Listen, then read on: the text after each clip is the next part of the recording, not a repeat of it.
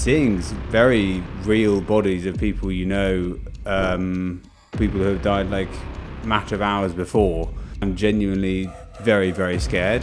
A guy who I climbed with in 2010, for various reasons, they couldn't take his body down, and I was the first one up in our team the following year, and you literally see the guy's body who you were with at base camp the year before. You almost have to disconnect what you're doing and what's happening. Now, most people would say that climbing the 7 summits is a mountain of a task, but after completing that, Geordie Stewart wanted to do more. So in 2018, he decided to cycle around the world by himself. You are sleeping under a tunnel on New Year's Eve in China. Yeah, right? No, you've gone straight in with about the lowest point I can remember. They took my phone and my laptop and started deleting photos from them that I didn't like. They installed various things on my phone. I was held in police custody, forced to stay in hotel rooms, hid for them on the motorway bridges. I had police checkpoints every hour. Pretty intense experience. I was about as low mentally as I think I've ever felt. Is there any part of you or is there a big part of you that when you go off on these adventures, do you think, am I being selfish here? Yes, I think every day. Yeah. Hello and welcome along to the Unplugged Pod, where every week we explore absolutely everything to do with switching off in a world that's always on. I'm David, and alongside me as ever is Mr. Unplugged, Hector Hughes. This week we're joined by Geordie Stewart. Geordie is the author of 3 books and the youngest Briton to climb the highest peak on each of the 7 continents. Enjoy. The Unplugged Pod. Geordie, hi. Thanks so much for coming along today to the Unplugged Pod. Really appreciate your time. As Hector referenced, author, adventurer, Everest, 7 summits and all the rest. Plenty to chew on. But let's start with the big question. How do you unplug? Yes, quite the start. No, thanks both for having me. It's very kind of it's very kind of you to have me. It's lovely to be here. How do I unplug? I was thinking about this. So I cycled over, and I was thinking about this question on the way. And I think there's a few different aspects to it. But the first question I thought was like, what are you unplugging from? Was what crossed my mind. And I think there's probably a desire to disconnect from social media, from the internet, from being connected. And then there's probably a wider desire to unplug from life and the escapism side of it. And I guess I do it personally in different ways, historically through exercise, riding my bike, going for a run, that sort of thing, which I've done since I was a kid. I do a lot of yoga and have done since I was a teenager. I find that's a very good way to create calm and stillness. And then there's sort of bigger, wider trips. Often I find myself in deserts and mountains. And deserts and mountains combined, I think, give different sentiments, but probably the same wider goal to just get away and probably be connected with nature in some way as well. How do you, because here we are recording in a city, like how do you find being in London? I love it. I was born in London. But I grew up in the countryside, but I find London's a very happening place. There's that whole concept of if you're bored of London, you're bored of life type thing. But it can also get quite constraining, of course. I mean, it is a city. And I was also thinking on my ride here, I definitely don't unplug by cycling in London because it's like a constant hazard awareness test. Everything going on around you all the time, you have to be very conscious. So I don't think that's a good space, but I think... what's more dangerous, Everest or cycling in London? Statistically, cycling in London's more dangerous per year, but odds-wise, Everest probably isn't great. But yeah, I like London a lot. There's a lot to do, but I think the important side is to try and get away from the hustle and bustle and try and create your own sense of calm away from that, I find. Whether that be at home or I like going for walks and stuff like that and just sometimes stopping and pausing. Otherwise you can, I think, get very congested in that cycle of what the tempo of life is like here. And you shared before the recording that you're quitting your job to write more, if we can talk about that. Sure, let's go for it. Are you kind of pausing and stepping away to do that, or will you stay in London? Staying in London. Yeah. My life's here in many ways, and I'm happy with it here for now. But quitting the job for a number of reasons, actually. Personally, professionally, it's the right thing to do.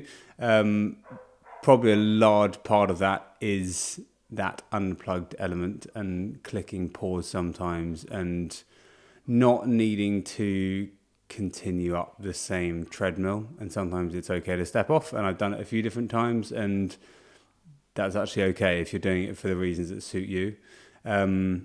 And I think part of that is a desire to just stop and write and think and work out what you want to do and who you prioritize and what sort of working environment you want to be part of. And I think that's probably the right step. I think you've got to put your own headspace first.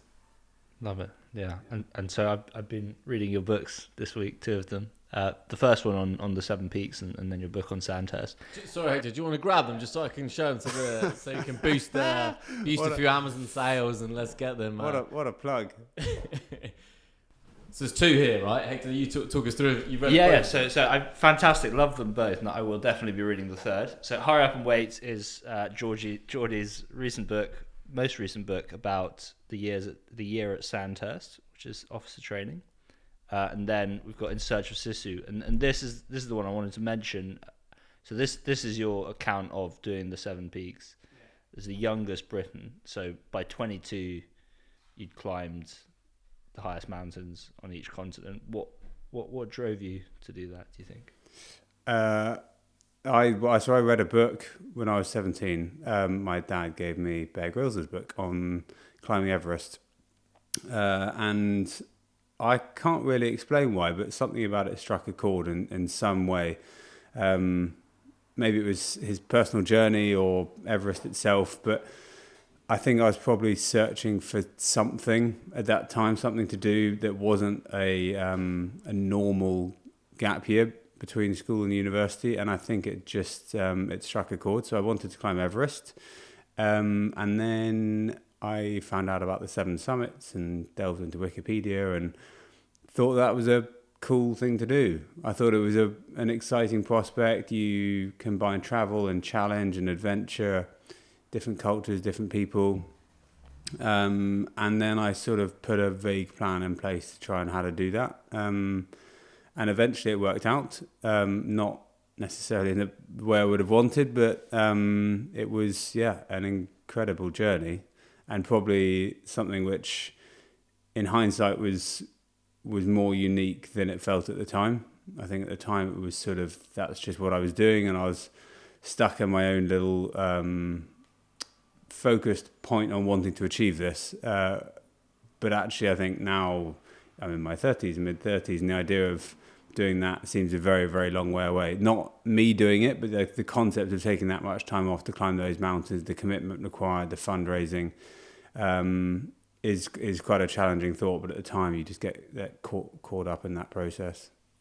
Just I don't want to gloss over this too much, because let's just put this into context. The youngest Brit to climb the 7 summits, right? Ever. Yeah. And it still exists, that. I don't think it does anymore. Someone did it younger, but you were 22 when you did it. I was, yeah. Okay. Which is quite young. Well, the youngest. Yeah, the clue's in the title. But that's just totally insane, right? Like, I mean, your parents were okay with that. Like, a lot of people, you said, oh, it looked like a cool thing to do. A lot of people might think, oh, climbing Everest looks like a cool thing to do, but what percentage actually go and do it? Just talk us through the mentality of actually seeking that out and being the youngest Brit to climb the 7 summits. I'd say the age thing, I think, okay, it probably worked in my favour in what I was trying to do to get sponsorship, which was, to be honest, that's a different conversation. I think probably harder than climbing the mountains at that age, was to just get to the mountain. Being the youngest aspect helped, but it was never a motivation. I just wanted to do it. And even can you list them? Sorry to interject. Can you just list them what they are? Because obviously people have heard of Everest, but then they're out probably. Yeah, so the highest in North America is called Denali. It's in Alaska. There's Aconcagua in South America, which is in Chile, in the Andes. Kilimanjaro in Africa, in Tanzania. And then Elbrus in Russia, highest in Europe. Then Vincent in Antarctica. Everest in Asia. And then a mountain called Carstensz Pyramid in Western Papua. Yeah, it's quite a extraordinary mixture. But even you list them off, and as I list them off, I get these odd snapshots of memories I have of each one, and you do encompass a lot of different terrains and people. I even got a small number of that from having just read the book when you listed each one off. Just imagining you trekking through the jungle in Papua, or however you pronounce it, and on the Antarctica. I mean, it's a real, because you think about climbing a mountain. It's going to be pretty similar, snowy at the top, but it's very, very different, and you really went through some remarkable experiences there. I mean, what struck me reading it was the drive, right? So I imagine a lot of people have wanted to do it, but there were many times, like, it wasn't just as you say, it wasn't just the kind of physical element of getting up the mountain. It was, there were times when it looked like the whole thing would be thrown off for various reasons, funding, visas, like whatever it might be. Like, what do you think kept you going through that? Yeah, there's that thing of like motivation gets you nowhere. It's discipline, strong habits that create and consistency that gets you somewhere. And I find this in training a lot when I'm training for marathons or cycling events or CrossFit ventures or whatever. And you've got to consistently stay out of something. And the difficulty is your motivation sometimes wanes, and certainly. For that, it's a 5-year thing. That was a 5-year project, which is, you will know this because you started your own company. And my word, that's a heck of a journey in itself, that you can't always think, oh, this is a fantastic idea, or I'm on the right path. You always go, I'm not sure. And my friends are doing this, and why am I not going to the pub? Why am I not spending money on that holiday? Instead, you're sort of just making life hard for yourself and putting all your eggs in a totally different basket and making sacrifices. And I think there's probably an element that you question it a lot, but I think you have to just stay very motivated on what you want to do and clear on why you want to do it. And I think what helped with that project, I was trying to complete this one big goal, but you could break it down, which helped. And so I did 1, 2, 3 in my gap here, and you just go, right, my aim is to just get to the next mountain, do the next mountain, and then did those 3, and then I was at university, but then you go, right, I'm just going to book the next one, and that's going to be the sole focus, and then just book the next one, and it kind of then logically moved ahead. So rather than saying like, oh my word, I'm overwhelmed by trying to climb all 7 mountains and the cost that it's involved and the diligence to try and get there and the training, it was just like, just get to the next mountain, work out what you need to do. And it kind of then made it more logical. There's a great Haitian proverb that I like a lot recently, which is beyond mountains there are mountains. So it's like whenever you get past a mountain in life, there are more mountains coming. And so world of a startup, right? Well, definitely for a startup, for sure. Yeah. So where were you? I mean, I've heard, for example, Johnny Wilkinson talking about the moment after winning the World Cup being the worst moment of his life. Where were you post climbing Everest, which was the 7th? So Johnny Wilkins is an interesting example. He's gone on this whole journey of complete focus and discipline to be the best fly half in the world, break points record, win the World Cup. Then kind of almost loses love for the fact that he did that. It's an amazing podcast. He did one, was it with Adam Buxton? I can't remember. And I was like, he just seems to be trying to find this purpose as to why he did it. And now he seems to have gone the other way and he's content with how he did it. But he was sort of unhappy with the person he was to try and get to that stage. But then he wouldn't have been on the podcast if he didn't have that discipline and focus and drive. And I think what's interesting with these projects is that they do require sacrifice and consistent focus that does wane. And then you finish them and you go to a different headspace, usually a more relaxed one. But one of my great friends is a guy called Ben Saunders, who's a polar explorer, who spent years, decades trying to do this enormous Antarctic expedition in 2013, which he did. And he sort of got to the end and he was like, well, that's it. I've achieved this goal I've spent 2 decades trying to achieve, but nothing's actually changed. Like, you're still the same person. You still have bills to pay. You personally have achieved what you wanted to achieve, but you're actually in debt because you have to pay off your sponsors and things like that. For me, I was pretty content after I summited. I think it had taken a lot of... It was my own personal journey outside of the mountains.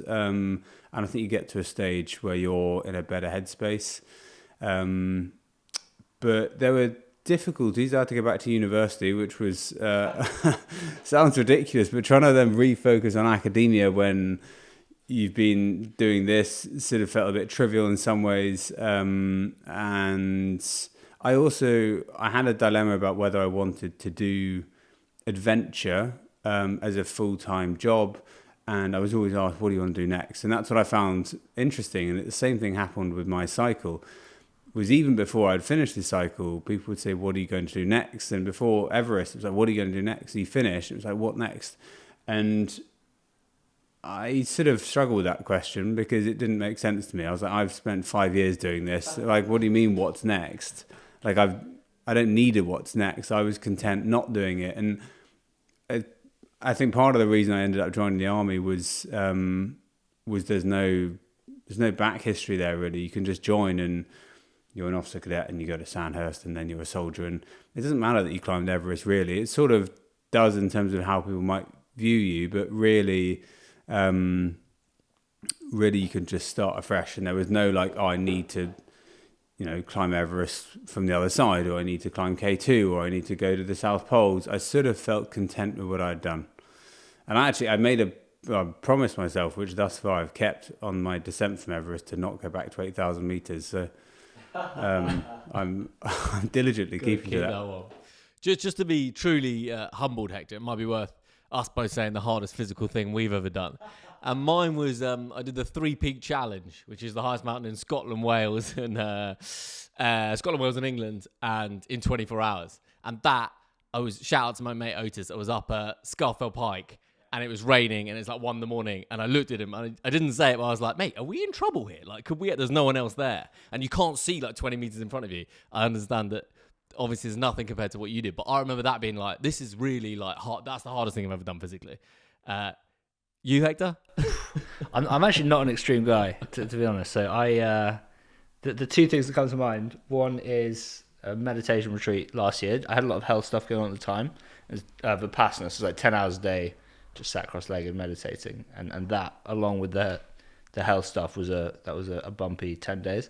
And the other one was climbing a little mountain or a hill, very, very hungover after someone's 18th years ago in Ireland. So those are probably the two things that come to mind. But yeah, I don't know. I don't have that gene to want to do marathons or whatever it is for whatever reason. So 10 hours a day meditating. That's a good, it's tough, yeah. Strong stint.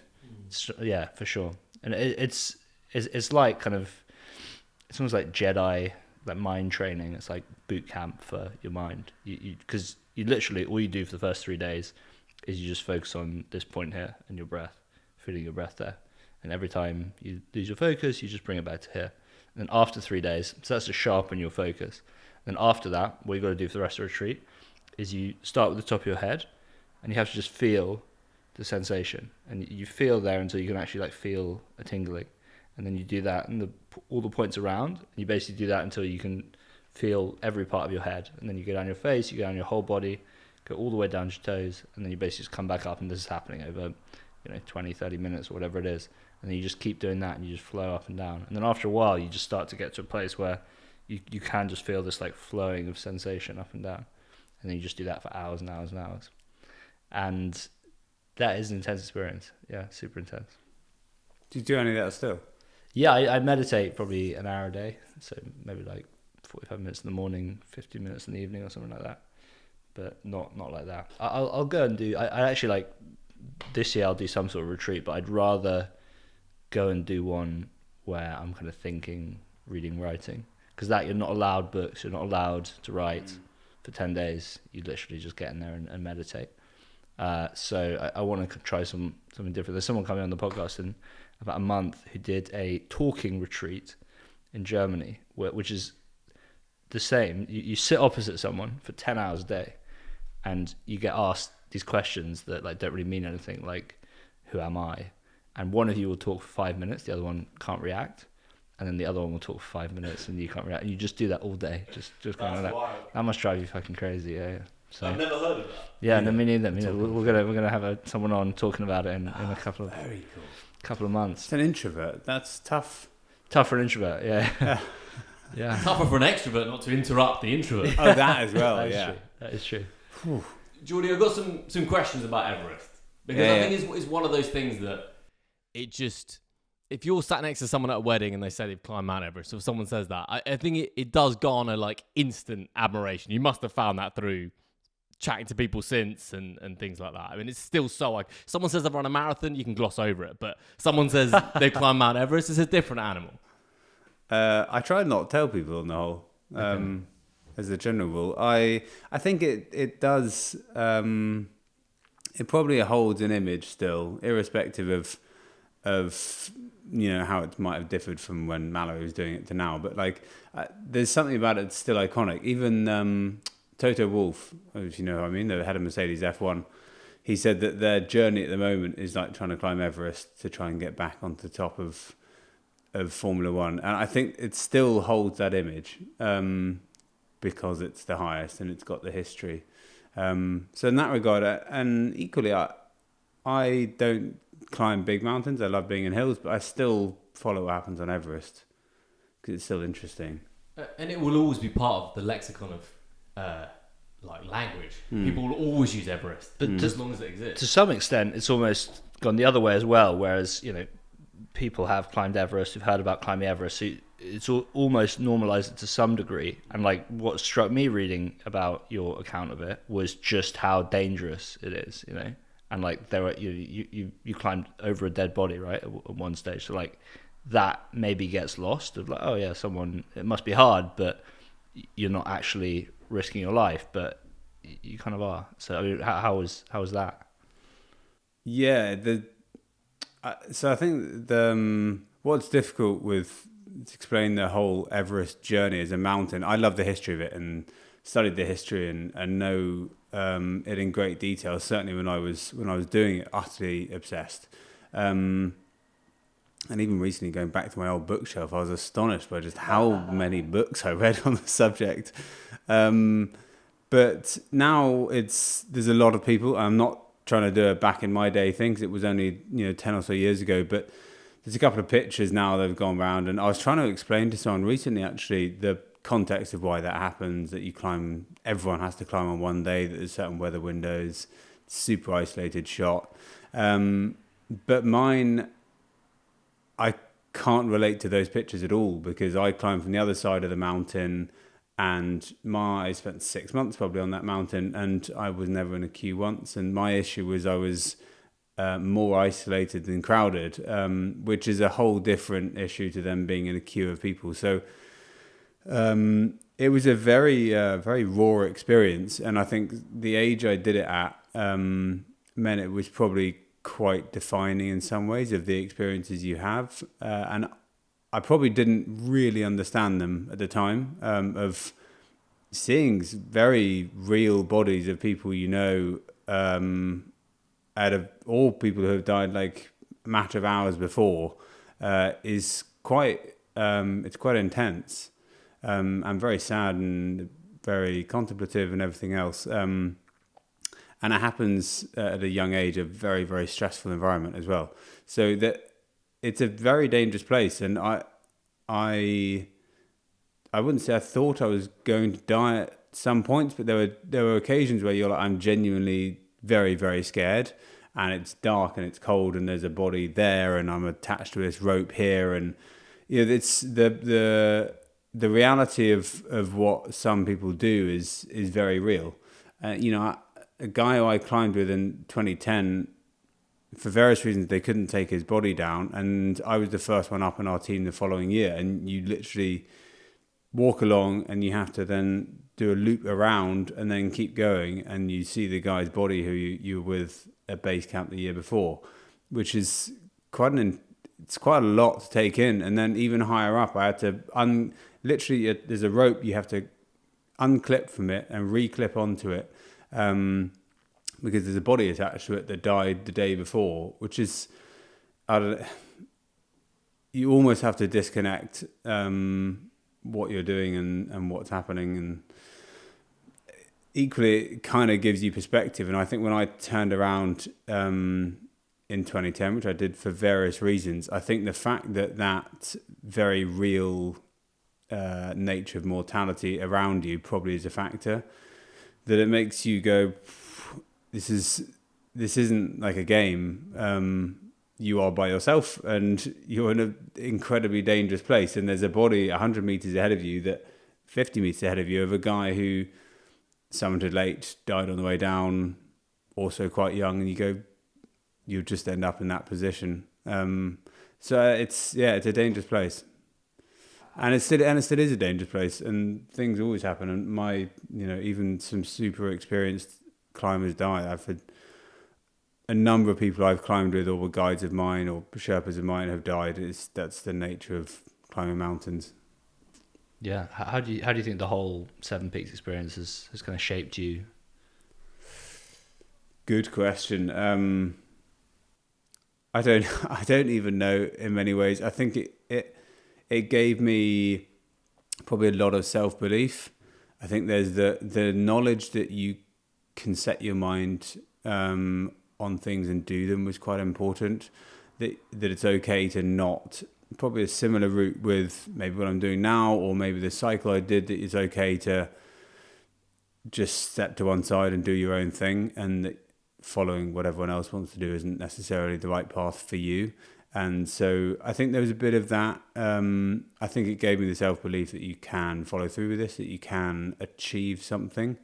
And I think all these experiences, because there's a physical element as well, of being physically pushing yourself that far and understanding where your limit is informative. But there's also, I think there's a social element to it, which was incredibly important. And I remember one of my old teachers who I saw during this process, actually, he said the most important decision you made wasn't deciding to Everest or any of that. It was the first expedition I did in South America, which I thought was an interesting choice. And I said, why was that? And he was like, because everyone else was doing something differently, and you decided to not go traveling, to stay at home, to work, 7 days a week, save money, and go on an expedition to a mountain that nobody's ever heard of, or outside of the immediate world of climbing, nobody's really heard of, and you're the youngest on the expedition by 10 years, and you hang out with these people for 2-3 weeks,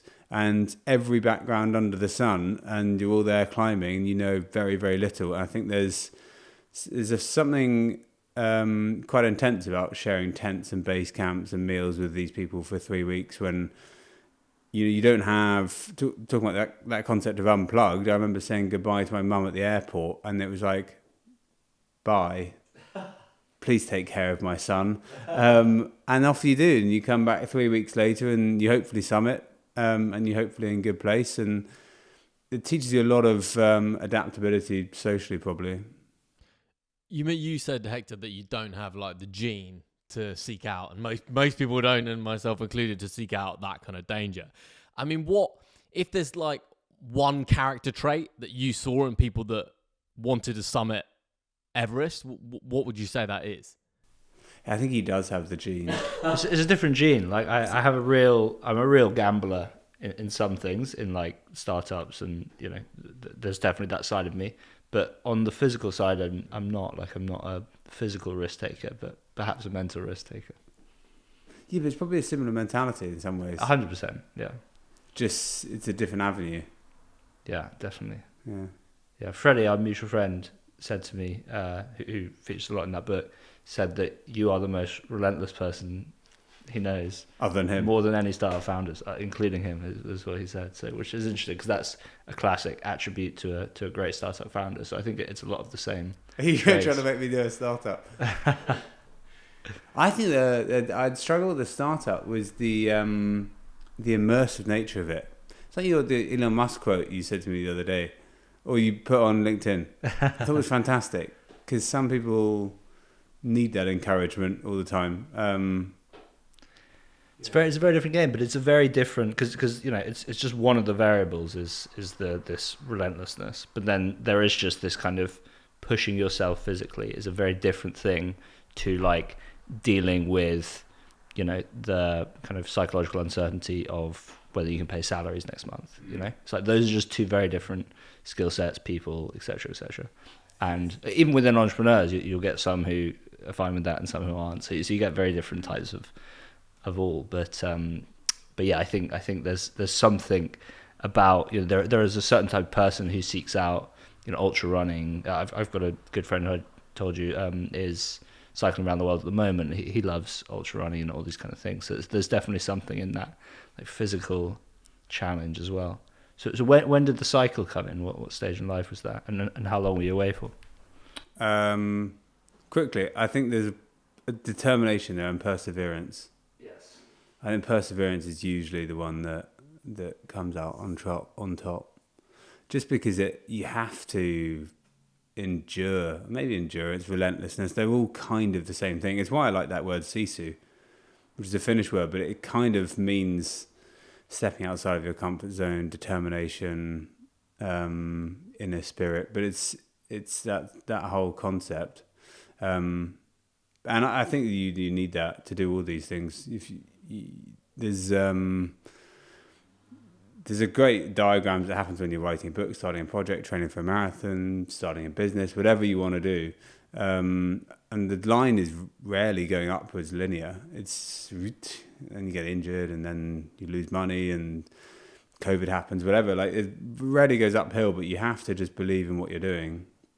And there's, certainly if you're training for things a lot, there's always the trust the process, not the outcome, which if you're training for something very, very hard, because you're always like, am I on track? And you just have to stick with the training plan that you set yourself and just be like, I'm just got to trust that this is going to end up there. And if it doesn't, then you stop, you readjust, you create a new training plan, but you have to believe that what you're doing at the time is going to get there. My phrase for the year, which I'm writing down every morning, is chop wood, carry water, which is exactly that. You just trust the process. Yeah. Turn up every day and Nice. But you got to turn up. It's like consistency, and this is why it's really easy to use like training for something as an analogy. Also because I do it a lot, but sometimes you just got to consistently show up, and you might not nail every session, but you're probably heading in the right direction.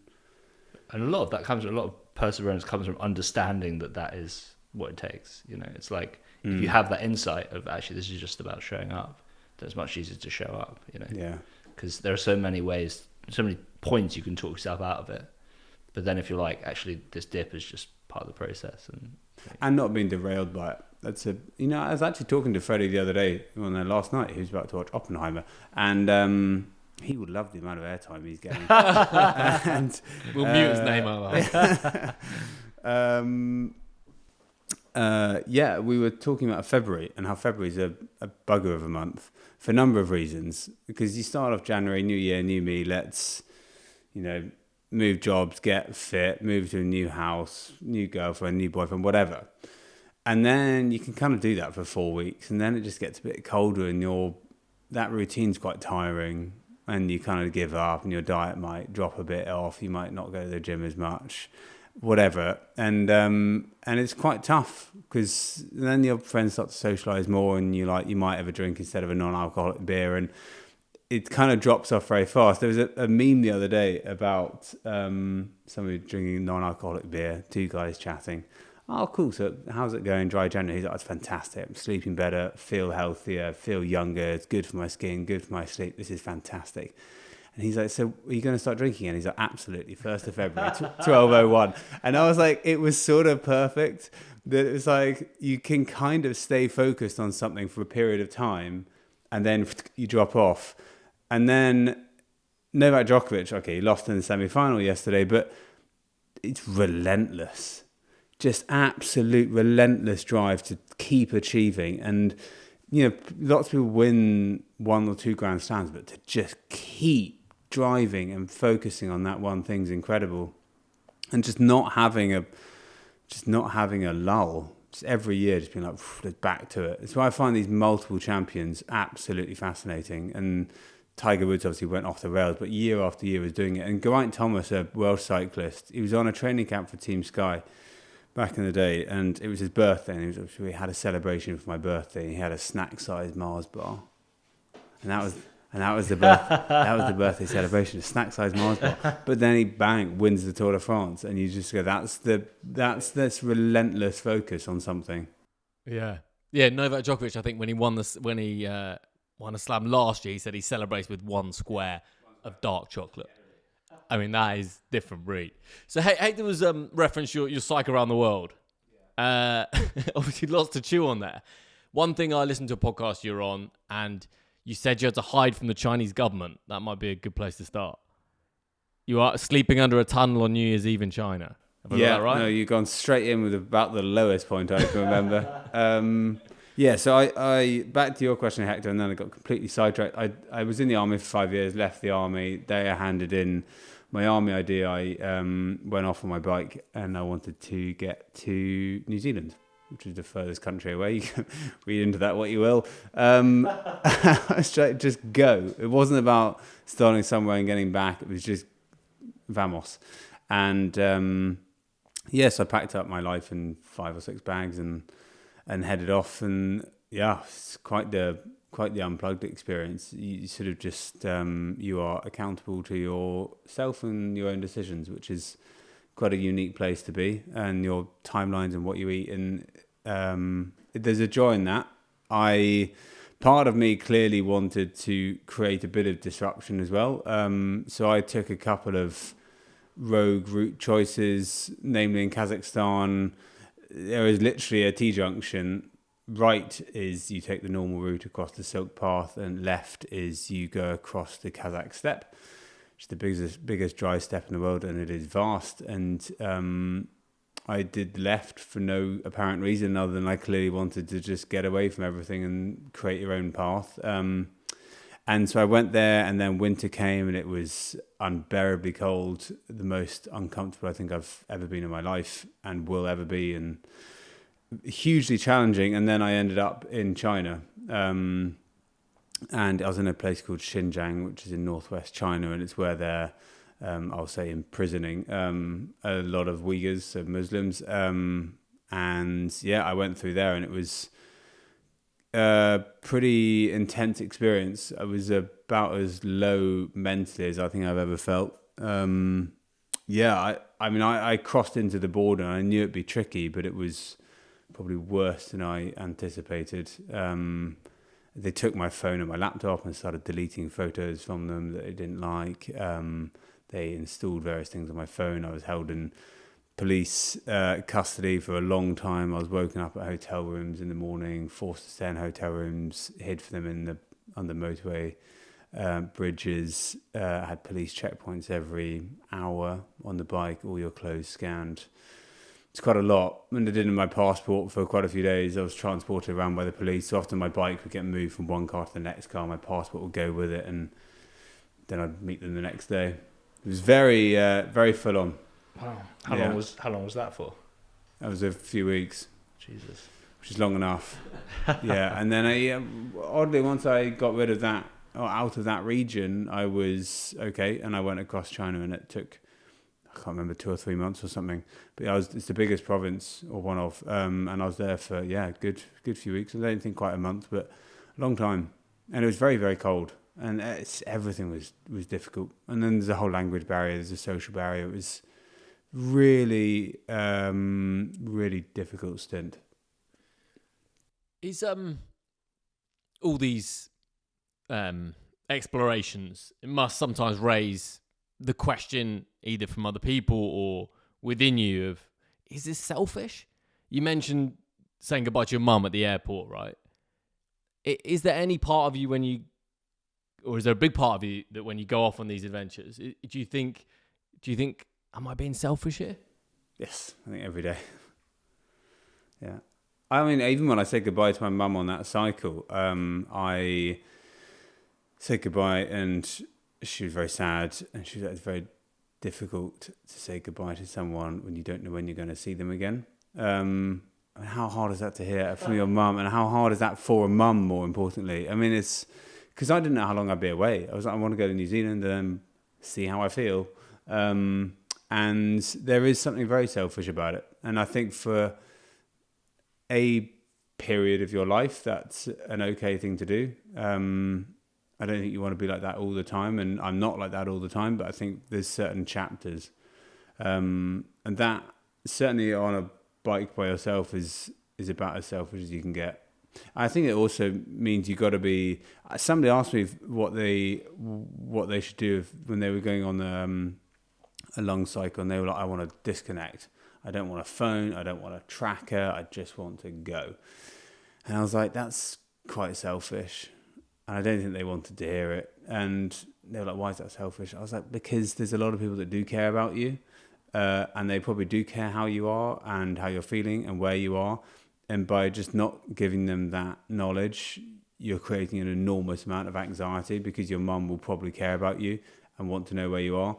So I didn't share my tracker to that many people. There was a public tracker that I zapped in occasionally, but then there was my own tracker with my family, and I'd speak to them a lot and text them. And there was a sort of social media thing that I would do in that side of it. And then there was like, this is how I'm going to communicate with people who like really care on a daily basis. And I think that was quite important, because I think to not acknowledge that what you're doing is very selfish, I think you've started to question your own mind a bit, probably.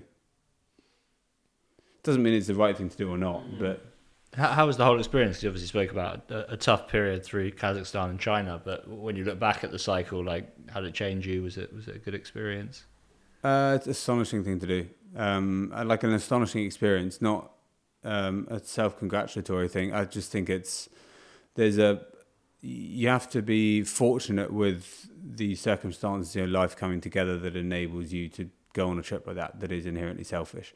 Whether that be personal situation, financial situation, professional, that enables you to go on a trip that you can experience that much. And I think I use the same bike now, and you get these flashbacks all the time of different places you've been, and it is astonishing.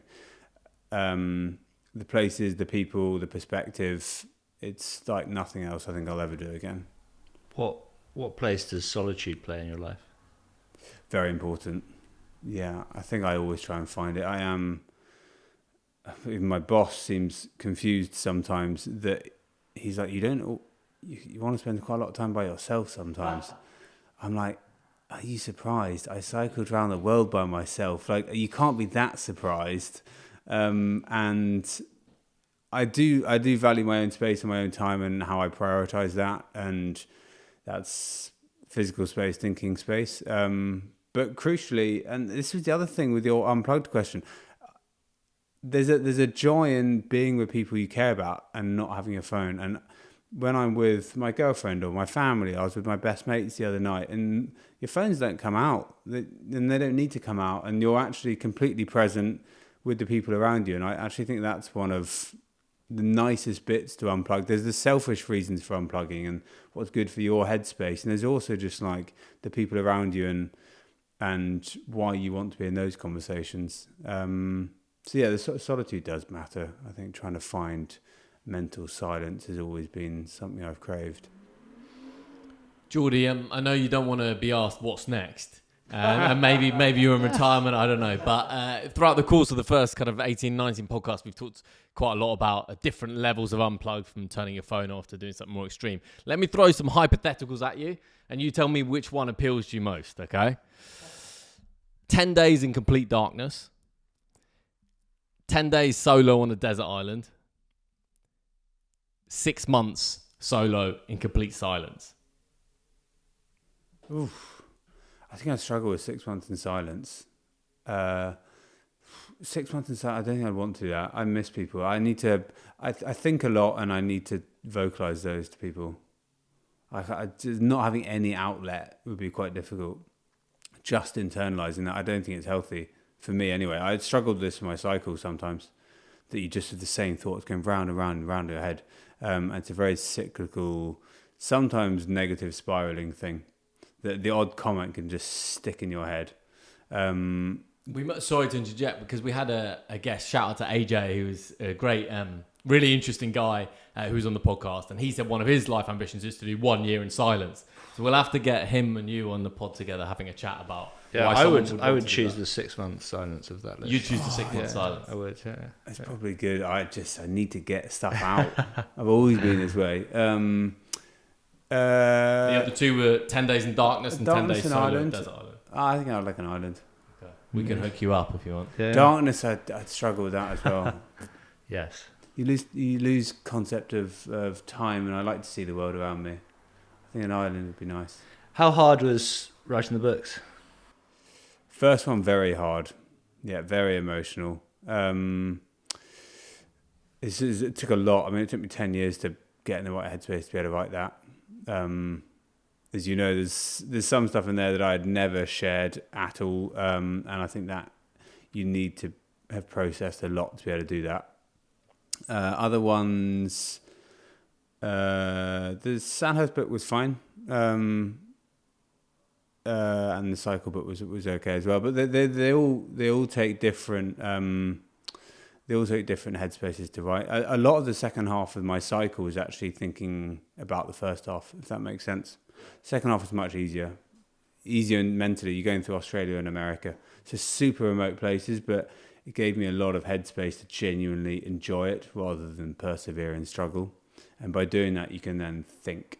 And it, interestingly, I got to the Adelaide Hills, so south of Australia, 10,000 miles from home or something. And then it was there that I was like, I think I should go home. I'm going to take a circuitous route to get there, but I know I want to be back home. I don't want to be here. How long was the whole cycle? 430 days. Okay. Yeah. So, 22,000 miles or something. But so that was about 12,000 miles in. I was like, I think I'd probably right to head home. Which is probably nice that thought popped into your head. At least it wasn't another 4,000 days of going around the world. Yeah, quite. But a lot. I met people who just stay on their bike and just keep going and just keep riding and go to the next place. And I think it was very good to be in a place where you go, I am happy with what I've done, but I think my life is in the UK. Do you feel like you got something out of your system? You kind of process something through that cycle, yeah. Process something, but also that desire to do a big solo trip and feel genuinely vulnerable and exposed and self-reliant and just see the world and see all these different cultures, but not with anyone else. Just kind of you're surviving, you're making these decisions, and I think you get that out your system. I have no desire to do a trip like that again.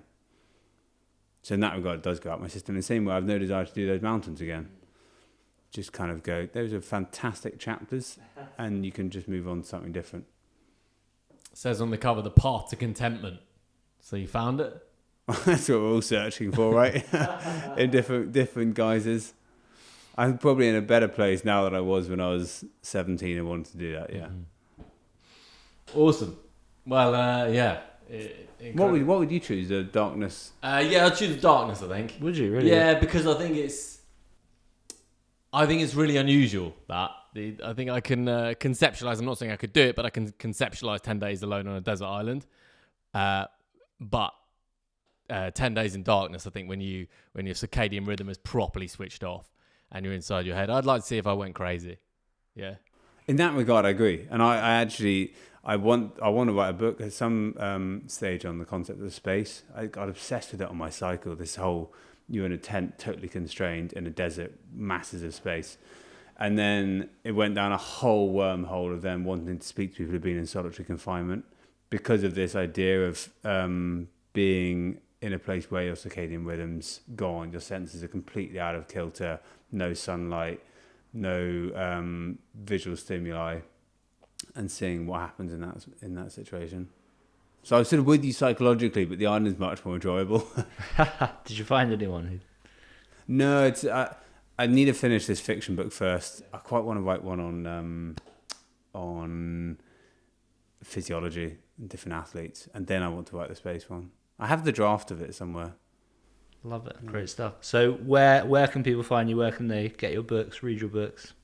They can get and read the books on Amazon. I think it's probably the best place. And then, I have an erratic Instagram account that I very unstructured, but occasionally I put things on there. Yeah, I need to learn from your LinkedIn. that is my absolute creme de la creme of social media accounts. Very kind, thank you. Awesome, Geordie. Thanks so much for coming on the podcast, and yeah, thanks again, man. Really cool. Pleasure, Chris.